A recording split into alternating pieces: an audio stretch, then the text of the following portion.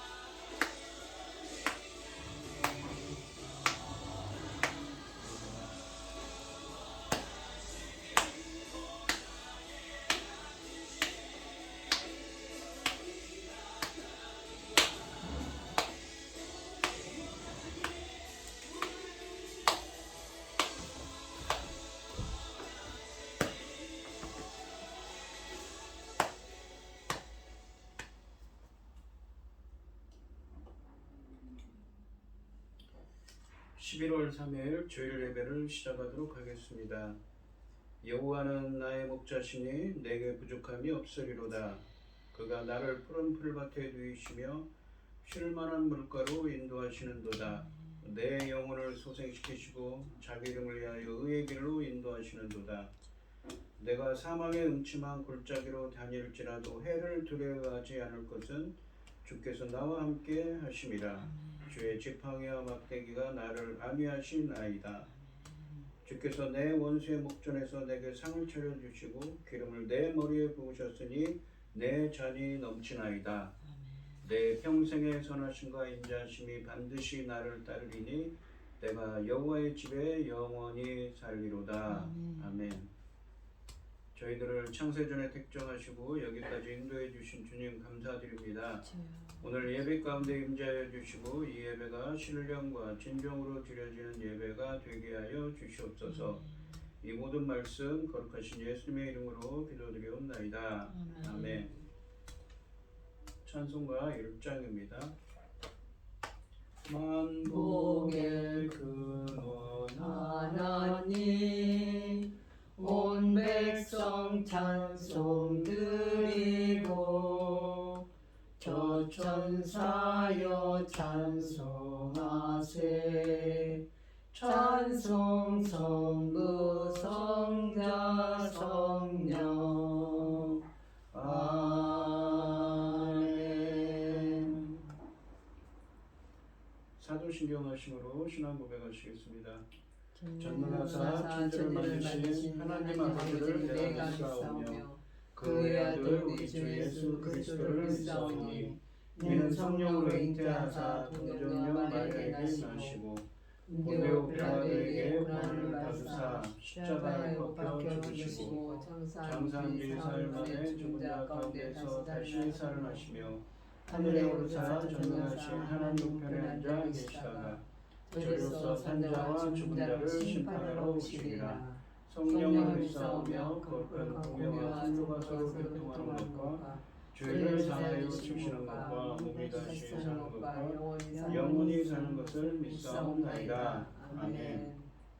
교동문 49번입니다. 하나님이여 내 마음을 정하여 싸우니 내가 노래하며 나의 마음을 다하여 찬양하리로다. 비파야 수금아 깰지어다. 내가 새벽을 깨우리로다. 여호와여 내가 만민 중에서 주께 감사하고 문 나라 중에서 주를 찬양하오니 주의 인자하심이 하늘보다 높으시며 주의 진실은 궁창까지 이루나이다. 하나님이여 주는 하늘 위에 높이 들리시며 주의 영광이 땅에서 높이 받기를 원하나이다. 주께서 사랑하시는 자들을 건지시기 위하여 우리에게 응답하사 오른손으로 구원하소서. 아멘. 찬송가 446장입니다. 주 성에는 참 기쁨 없도다. 날 사랑하신 주 늘 계시옵소서. 기쁘고 기쁘도다. 항상 기쁘도다. 나 주께 왔사오니 복 주옵소서. 나 주께 왔으니 복 주시옵소서. 주 함께 계시며 근시연 이기네. 기쁘고 기쁘도다. 항상 기쁘도다. 나 주께 왔사오니 복 주옵소서. 주 떠나가시면 내 생명 헛되네. 기쁘나 슬플 때 늘 계시옵소서. 기쁘고 기쁘도다. 항상 기쁘도다. 나 주께 왔사오니 복 주옵소서.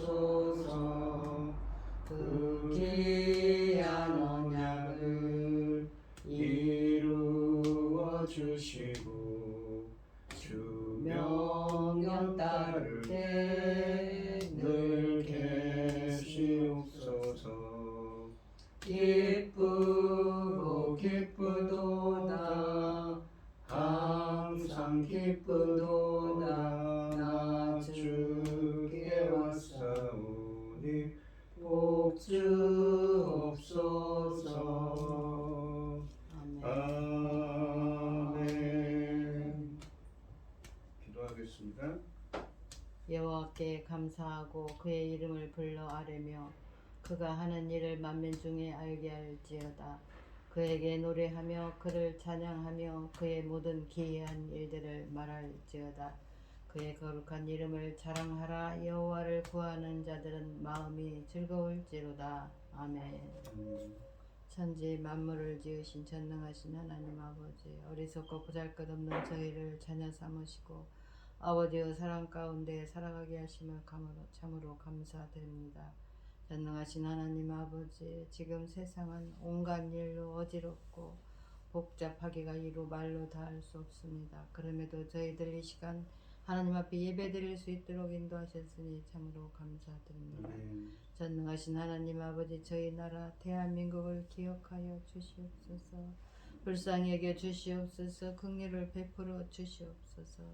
아버지 하나님, 지금은 세상은 온갖 일로 아버지 전쟁을 일으키지를 않나. 아버지 하나님, 온갖 재난의 일로 아버지 하나님 조용한 날이 없습니다. 아버지 하나님, 또 저희 나라는 정치적으로 아버지는 얼마나 혼란스러운지 온 국민들이 지금 아버지 하나님 지켜보고 있사오니 전능하신 하나님께서 능력의 손으로 아버지 기뻐하시는 길로 인도하여 주시옵소서. 이 나라를 지켜 주시옵소서. 이 어려운 과정을 아버지 능력의 손으로 정리하여 주셔서 하나님 기뻐하신 대로만 갈 수 있도록 도와주시옵소서. 전능하신 하나님 아버지, 이 어려운 때에, 이 혼란스러운 때에, 이 마지막 때에 열매 거둘 시대를 아버지 우리는 열고 아버지께서 열고 계시는데, 이 중대한 시대에 저희 나라 제사장 나라 삼아 주셨사오니 아버지 하나님, 그 천금 같은 귀한 사명 잘 감당할 수 있도록 도와주시옵소서. 전능하신 하나님 아버지, 열매 거둘 이 시대에 당신의 사랑하는 종 열매 거둘 말씀으로 강단에 세우셨으니 아버지 참으로 감사드립니다. 이 귀중한 말씀으로 말미암아 아버지께서 기뻐 받으실 열매들이 넉넉히 나올 수 있기를 간절히 소원하옵고, 이 모든 말씀 억만 죄악 가운데서 우리를 구원하여 주신 예수 그리스도의 이름으로 기도드리옵나이다. 아멘. 오늘 함께 하실 하나님의 말씀 마태복음 4장 1절로 4절까지 말씀입니다. 마태복음 4장 1절로 4절입니다. 교독을 하겠습니다. 제가 먼저 읽겠습니다. 그때 예수님께서 성령에게 이끌려 마귀에게 시험을 받으러 광야로 가사 40일을 밤낮으로 금식하시니 줄이신지라. 시험하는 자가 예수께 나와서 이르되 네가 만일 하나님의 아들이거든 명령하여 이 돌들로 떡덩이가 되게 하라. 예수께서 대답하여 이르시되 기록되었으되 사람이 떡으로만 살 것이 아니요 하나님의 입으로부터 나오는 모든 말씀으로 살 것이라 하였느니라 하시니 라고 되어 있습니다. 아멘. 찬송가 337장입니다.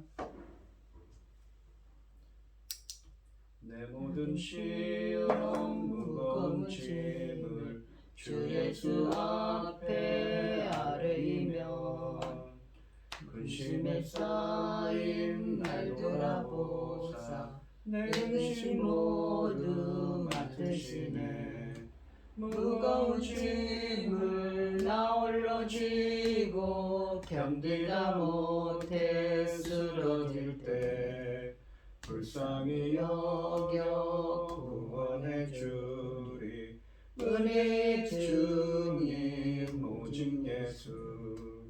내 모든 괴로움 닥치는 환난 주 예수 앞에 아뢰이며 주께서 친히 날 구해주사 넓으신 사랑 베푸시네. 무거운 짐을 나 홀로 지고 견디다 못해 쓰러질 때 불쌍히 여겨 구원해 주리. 은혜의 주님 오직 예수. 내 짐이 점점 무거워질 때 주 예수 앞에 아뢰이면 주께서 친히 날 구해 주사 내 대신 짐을 져주시네.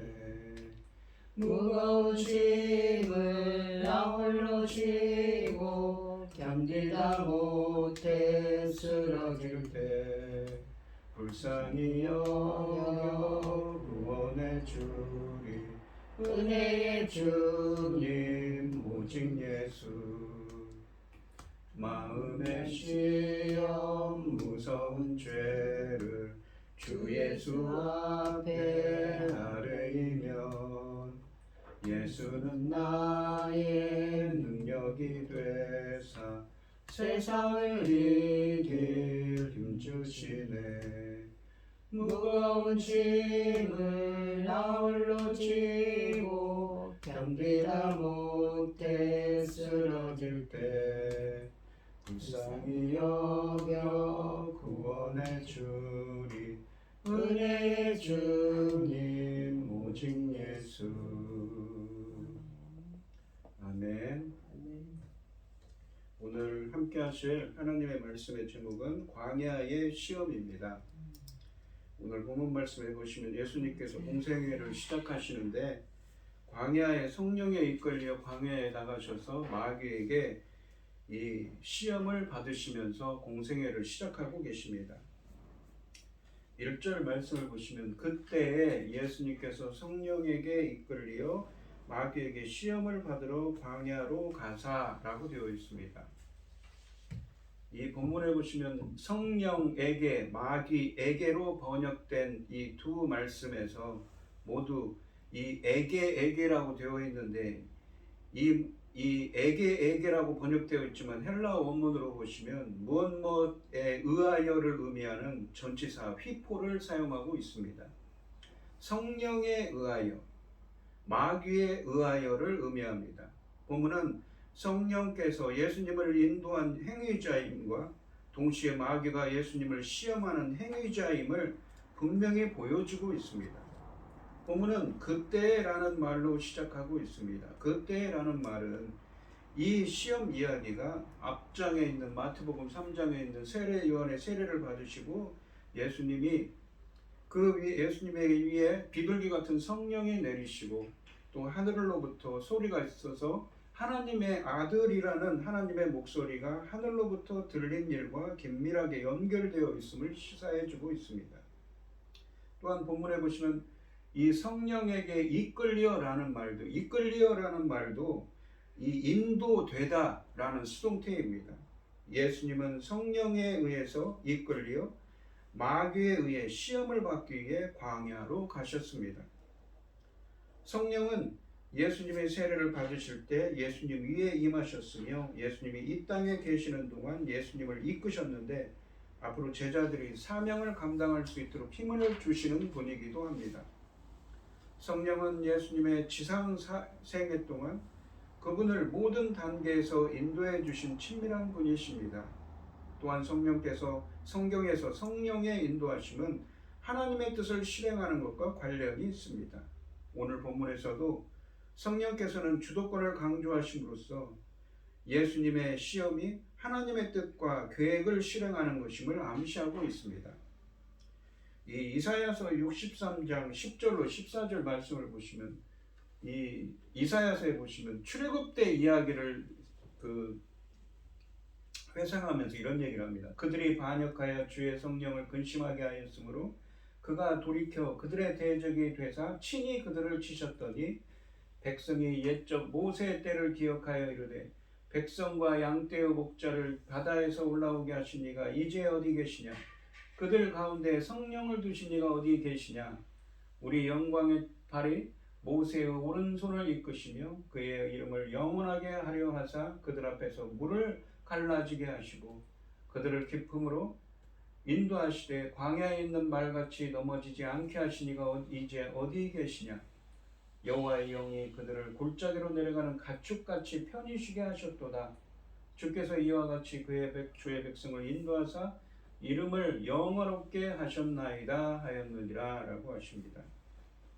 이 이사야서 63장 이 10절로 14절 말씀처럼 성령은 이스라엘의 출애굽과 광야 훈련 기간에 중요한 역할을 했습니다. 그렇기 때문에 이 오늘 본문 말씀에서 예수님이 성령에 이끌려 광야로 들어가 시험을 받았다는 것은 이스라엘의 출애굽 여정을 암시합니다.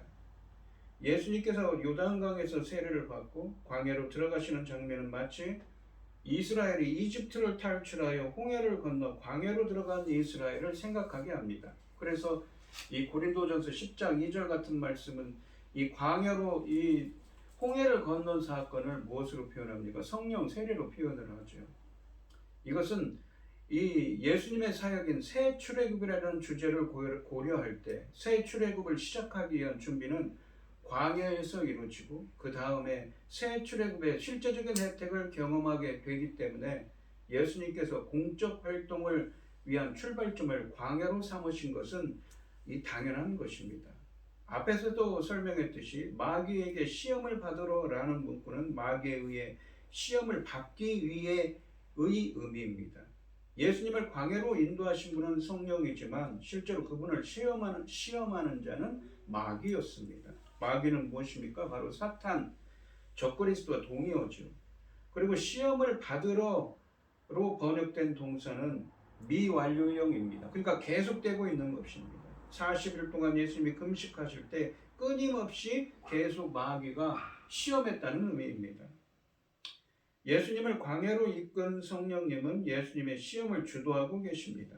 예수님을 시험한 것으로 기술된 마귀의 역할은 성령께서 주관하시는 이 일에 종속적이고 시험의 진정한 주관자는 성령님 자신이심을 알 수가 있습니다. 마귀는 적대적인 의도로 예수님을 시험하지만 실제로 그는 아들을 시험하시려는 하나님을 이루는 데 있어서 하나의 도구일 뿐입니다. 예수님께서 성령의 인도하심에 따라 광야에 나가 시험을 받으셨다는 것을 이상하게 생각할 필요는 없습니다. 이것은 모든 사건의 배후에는 하나님의 궁극적인 의도가 있다는 것을 우리에게 보여주고 있습니다. 광야는 성경에서 황량한 곳이고 고립된 곳이며 외로운 곳이고 무서운 들짐승들이 사는 곳입니다. 따라서 예수님은 가장 어렵고 힘들고 고통스러운 곳에서 시험을 받으셨습니다. 성령님이 예수님을 광야로 인도하신 까닭은 그곳이 시험에 가장 적합한 장소이기 때문이었습니다. 2절 말씀을 보시면 40일을 밤낮으로 금식한 후에 줄이신지라 라고 되어 있습니다. 예수님께서 40일을 밤낮으로 금식하신 것은 하나님의 지시에 따라서 그렇게 하신 것으로 보아야 합니다. 금식은 기도를 위한 영적 훈련이나 앞에 놓인 큰 임무를 준비하기 위한 시간으로 활용되었습니다. 본문은 예수님의 금식과 또한 출애굽기 34장 28절에 보시면 모세가 40일 밤낮으로 시내산에서 금식을 하지요. 주님을 보기 전의 말씀입니다. 그 모세가 한 금식 사이에 연관성을 인상적으로 부각하고 있습니다. 이 40일의 금식이 말입니다. 그 모든 상황들에서 하나님은 특별한 임무를 위해 그들을 준비시키시며 그 백성 가운데서 일하셨습니다. 또한 이 40이라는 숫자는 이스라엘의 광야 40년 생활을 상기시키고 있습니다. 예수님이 시험 받으신 마태복음 이 4장 말씀 전반에 걸쳐서 이 조금 이따 인용하겠지만 신명기의 8장 말씀을 인용하고 있고 또한 예수님이 성령에 의해 이끌려 광야에 가신 것처럼 이스라엘도 출애굽하여 광야에서 성령의 인도하심을 받았다는 이 이사야서 63장 말씀 사이의 연관성에 비춰볼 때 예수님의 40일 금식은 이스라엘의 40년 굶주림과 긴밀히 연관된 것으로 보입니다. 예수님은 이스라엘을 광야에서 40년 동안 특별한 임무를 위해 준비시키시며 그 백성 가운데서 일하셨습니다. 이 신명기 8장 2절로 3절에 보시면 내 하나님 여호와께서 이 40년 동안에 내게 광야길을 걷게 하신 것을 기억하라. 이 신명기에 있는 말씀은 40년 동안 광야에서 헤매다가 어떻습니까? 모압 평지에 이르러서 요단강을 건너게 한 달을 남겨놓고 지난 날을 회상하면서 하는 이야기죠. 이는 너를 낮추시며 너를 시험하사. 누구를 시험하시기 위해서 이 40년 이 광야에서 헤매게 하셨습니까? 바로 이스라엘이 낮추시게 위한 것이죠. 내 마음이 어떠한지 그 명령을 지키는지 지키지 않는지 알려 하심이라. 너를 낮추시며 너를 줄이게 하시며.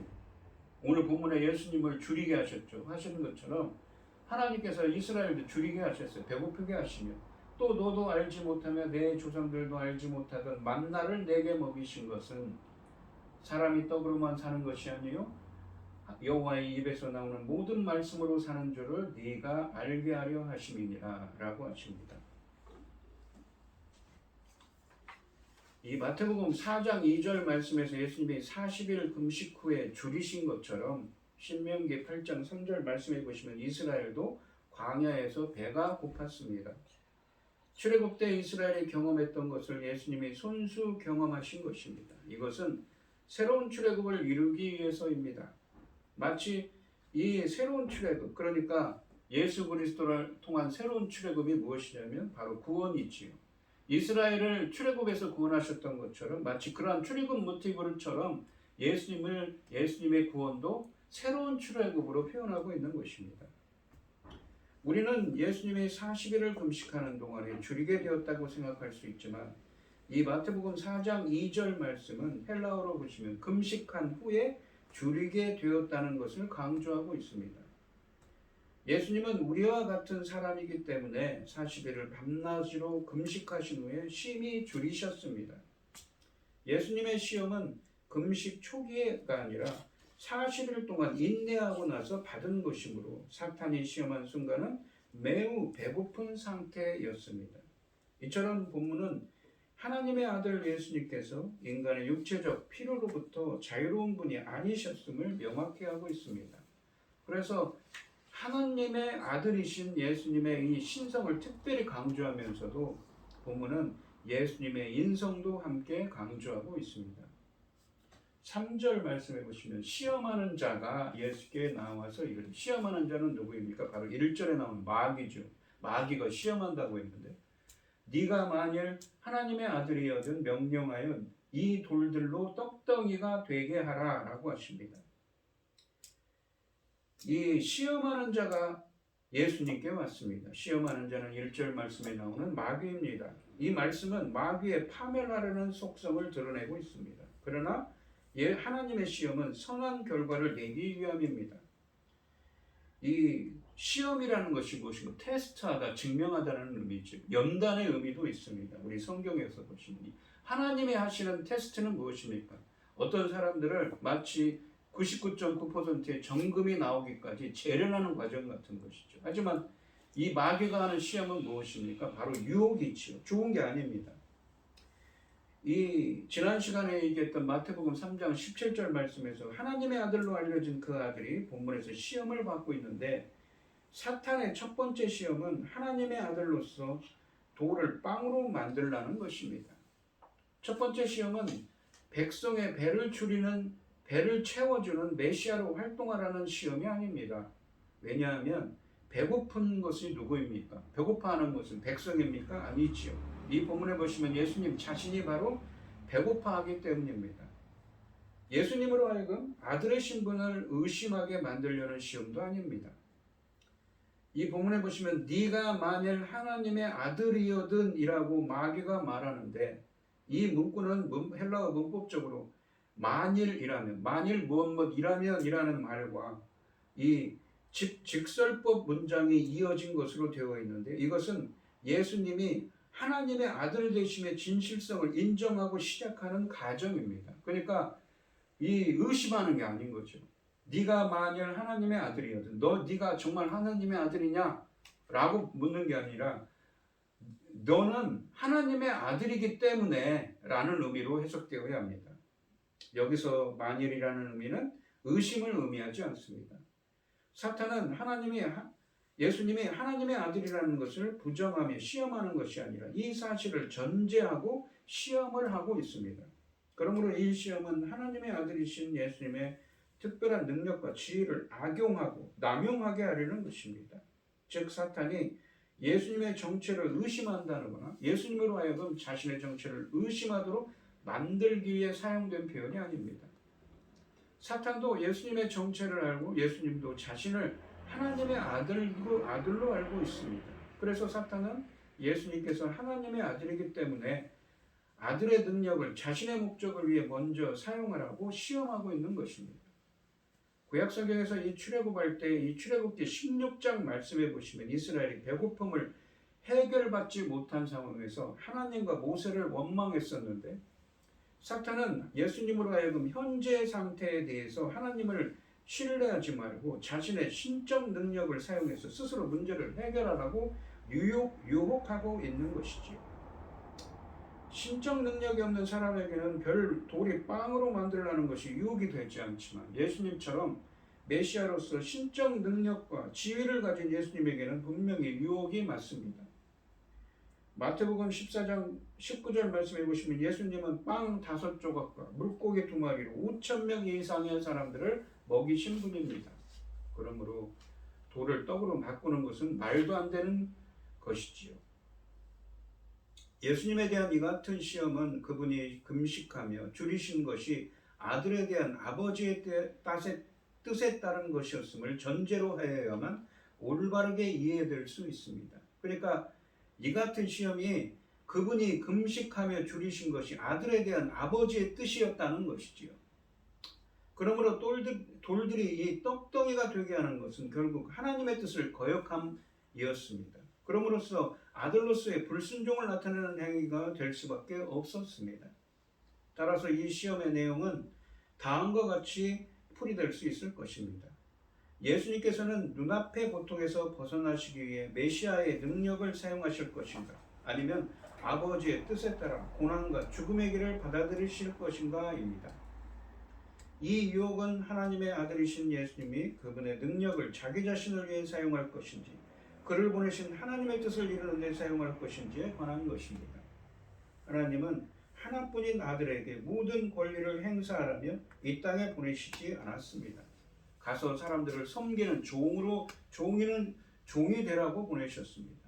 심지어 십자가 위에서 죄인들을 위해 죽으라고 보내셨습니다.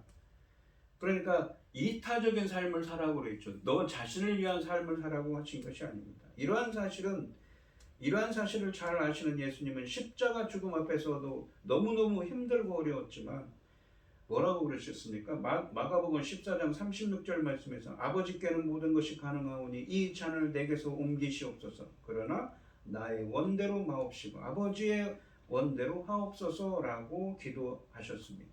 그러므로 예수님이 자신을 위해 능력을 사용하시면 하나님의 뜻에 순종하지 않는 것이 됩니다. 이런 의미에서 예수님께서 받으신 시험은 돌들이 떡덩이가 되게 할 능력이 없었던 이스라엘이 받았던 시험과는 차원이 다른 것이었습니다. 4절 말씀을 보시면 예수님께서 대답하여 이르시되 기록되었으되 이거 인용을 하고 있습니다. 아까 말씀드린 신명기 8장 2절로 3절 말씀을 인용하고 있죠. 사람이 떡으로만 살 것이 아니요 하나님의 입으로부터 나오는 모든 말씀으로 살 것이라 하였느니라 하시니 라고 되어 있습니다. 예수님께서는 3절 말씀에 나오는 마귀의 시험에 대해 이 신명기 8장 3절 말씀을 인용하여 응수하셨습니다. 이스라엘이 광야에서 방황했던 사건을 배경으로 하는 이 신명기 3장 말씀은 하나님의 아들이 이스라엘의 체험을 재현하고 있지만 패배가 아니라 승리 속에서 이 이야기를 이해하는 데 결정적인 중요성을 띠고 있습니다. 예수님은 이스라엘이 경험했던 실패를 더는 반복하지 않으셨습니다. 그분은 사탄의 시험에 직면하여 신명기 8장 3절 말씀을 인용해서 사람이 떡으로만 살 것이 아니요 하나님의 입으로부터 나오는 모든 말씀으로 살 것이라 라고 말씀하셨습니다. 이 본문의 배경인 신명기 8장 2절로 3절 말씀의 이 출애굽 상황으로 가보면 광야의 이스라엘이 생존할 수 있는 유일한 길은 하나님께서 주시는 양식을 신뢰하는 것뿐이었습니다. 하나님의 음식을 제공해 주실 것을 신뢰하고 하나님의 뜻에 먼저 순종하는 길이 생존의 방식이었습니다. 하나님은 이스라엘이 하나님의 아들로서 아버지를 신뢰하는 백성이 되도록 광야에서 훈련시키셨습니다.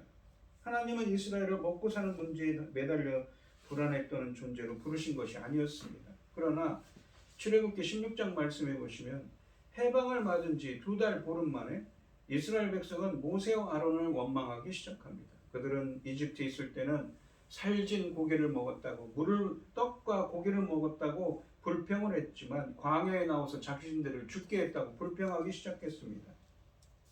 하나님은 만나와 메추라기를 내려 그들이 꿈꾸던 대로 고기와 떡을 먹이셨습니다.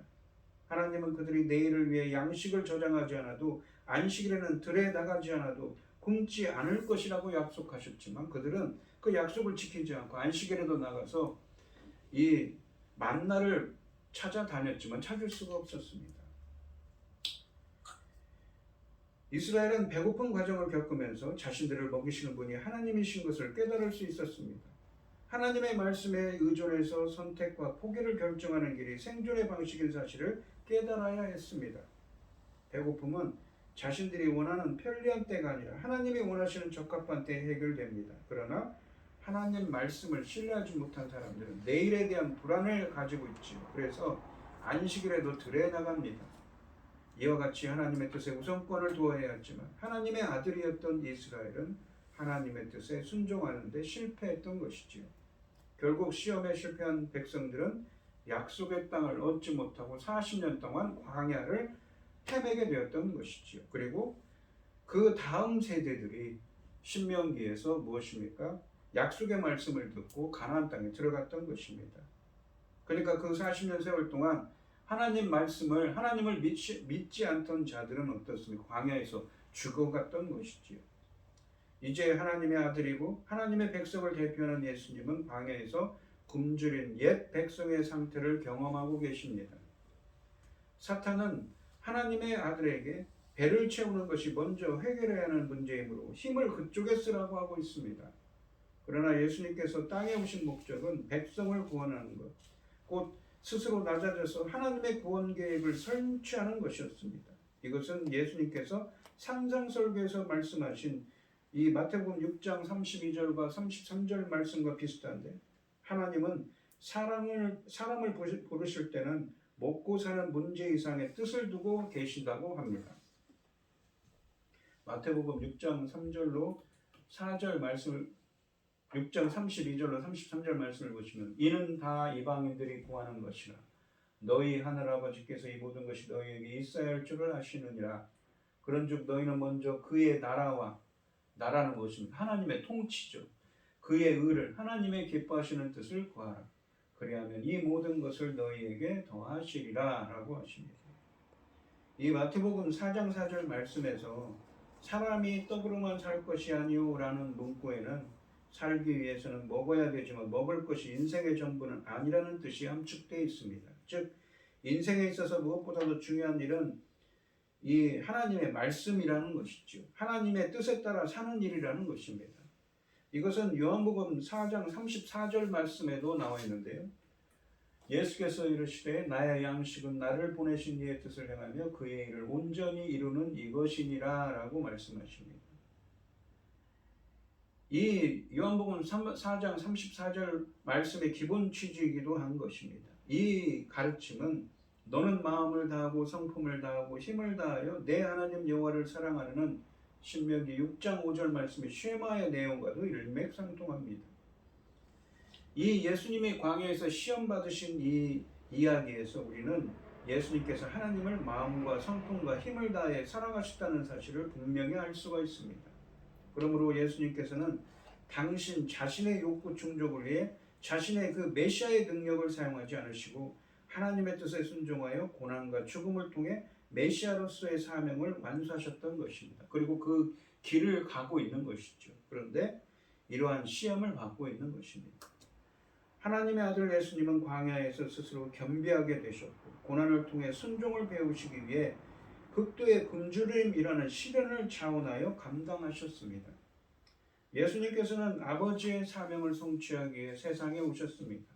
그분의 모든 말씀과 행함은 그 목표를 향해 움직였습니다. 그 어떤 것도 그분을 방해하거나 어긋나게 할 수 없었습니다. 예수님께서는 아버지의 사명에 순종하는 것이 양식보다 더 중요하다는 것을 아셨습니다. 그분의 육체가 어떤 일을 하든지 어떤 말을 하든지 사탄이 무슨 말을 하든지 상관없이 진정으로 그분의 사명을 성취하기에 예수님께서는 철저하게 겸비해지셔야 했고 전적으로 낮아지셔야 했습니다. 예수님은 하나님의 사명에 온전히 헌신하심으로써 참으로 하나님의 입으로 나오는 모든 말씀으로 살고 섬기셨던 것입니다. 이 오늘 본문 말씀을 보시면 예수님은 어떻게 사탄을 이기는지 보여줌으로써 앞으로 펼쳐질 구원사역이 어떻게 진행될 것인지 미리 보여주십니다. 예수님이 순종하는 태도로 사탄을 이기는 점은 앞으로 고난과 죽음에 이르기까지 순종하는 삶이 사탄의 나라를 이기는 무기임을 알려주고 계십니다. 예수님의 참 모습이 알려지자, 그러니까 마태복음 3장에 있죠. 하나님의 아들이라고 목소리를 말씀하셨죠. 하나님의 목소리로 그렇게 말씀하셨습니다. 마귀는 그 모습을 망가뜨리기에 나섭니다.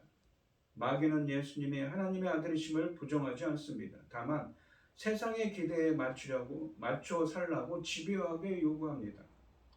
하나님이 원하시는 모습이 아니라 사람들이 따르고 싶은 왕의 모습으로 살라고 부추기고 있습니다. 그럴듯한 대안이지만 하나님의 방식과 어긋나는 유혹이니 우리도 잘 살펴 경계해야 할 것입니다.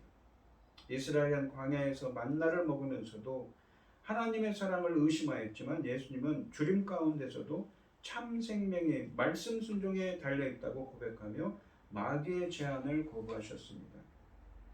세상이 생사를 결정하는 듯 보여도 우리는 하나님으로 그분의 말씀으로 사는 존재임을 잊어서는 안 될 것입니다.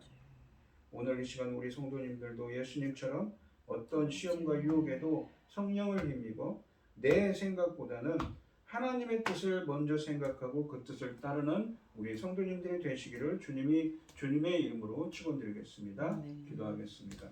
하나님 아버지 감사합니다. 오늘 주신 말씀처럼 예수님께서는 드디어 십자가의 길을, 고난의 길을 가는 일을 하기 위해서 공생애를 시작하고 있습니다. 그래서 광야에서 세례를 받고 비둘기처럼 내리는 성령의 은혜를 받았으며 하늘로부터 하늘이 열리고 내 사랑하는 하나님의 아들이라는 음성도 받았습니다. 하지만 마귀는 시험합니다. 다시 한번 이 마귀의 시험을 이기시며 예수님께서는 자신의 소명, 십자가에 달리기에 오신 스스로 낮아지셔서 우리를 위해서 자기 자신을 위하는 것이 아니라 우리 모든 인간의 죄를 위해서 사하기 위해서 오신 예수님의 그 사명을 다시 한번 깨닫게 하십니다. 저희들도 예수님처럼 어떠한 유혹과 고난이 있더라도 이 세상의 목소리에 귀 기울이지 않고 하나님의 뜻을 따르는 예수님의 제자들이 될 수 있도록 하나님의 백성이 될 수 있도록 인도하여 주시옵소서. 이 모든 말씀 거룩하신 예수님의 이름으로 기도드리옵나이다. 아멘. 찬송 342장을 하시겠습니다.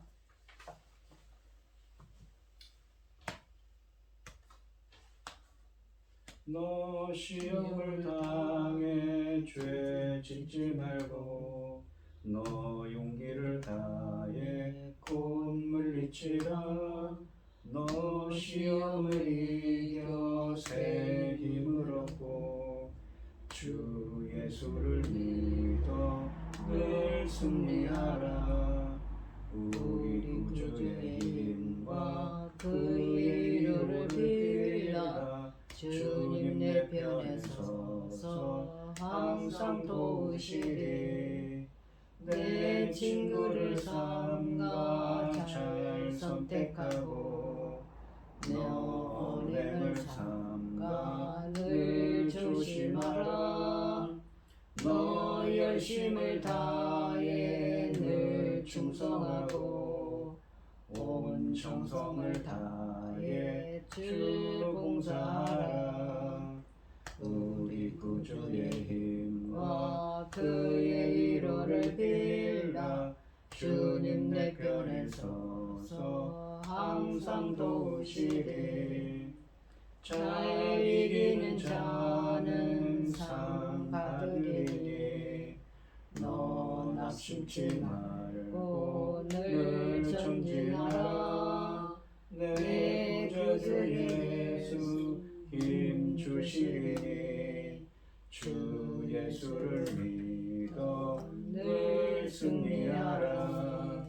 우리 구주의 힘과 그의 위로를 빌라. 주님 내 편에 서서 항상 도우시리. 아멘. 기도하겠습니다. 참 감사하신 하나님, 오늘 주신 말씀처럼 예수님은 공생애를 시작하시면서 마귀의 시험을 받습니다. 너는 하나님의 아들이지 않냐? 이 돌들로 떡이 되게 하라고 말합니다. 예수님은 40일의 금식을 마치시고 심히 고통 중에 있습니다. 배고파하고 있습니다.